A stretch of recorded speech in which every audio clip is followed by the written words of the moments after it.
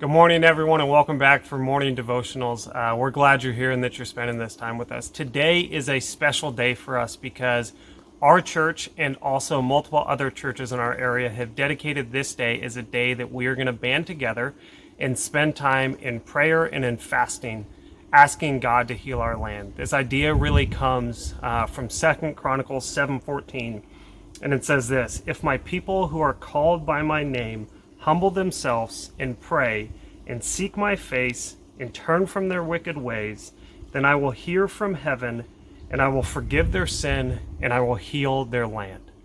And what more would we really be asking for right now than God's healing? We absolutely want God to step in and be a part of this. And so we're inviting all of you, we're asking you, take today, choose to skip meals, skip social media, and skip out on the news. And when you have a longing or a desire to look at those things, instead of doing that, take that time and pray and ask God for healing. And beyond just the healing that we're going to ask for the coronavirus, which I understand is incredibly important, but even more important than that is pray for the souls of the people around us. Losing a human life is always going to be significant, but losing a soul and not having their eternity taken care of is so much just a bigger deal. And so plead with God to use this time in people's lives to draw people close to Him and also see what we can do to be a part of that. For you guys as a church, what I would ask of you is to take some time today and just separate out a part of your day. I know for me what it's going to look like is this. I'm going to take a section of time. I'm going to start with a worship song, and I'm going to listen to that, and I'm just going to praise God and thank Him for who He is.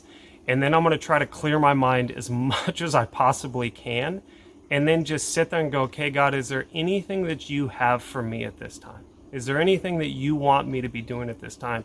And that might be praying for someone specifically.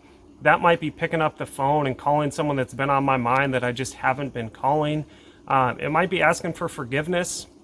It might be a lot of different things, but what I would ask of you is to spend that time and just ask God to reveal those things to you.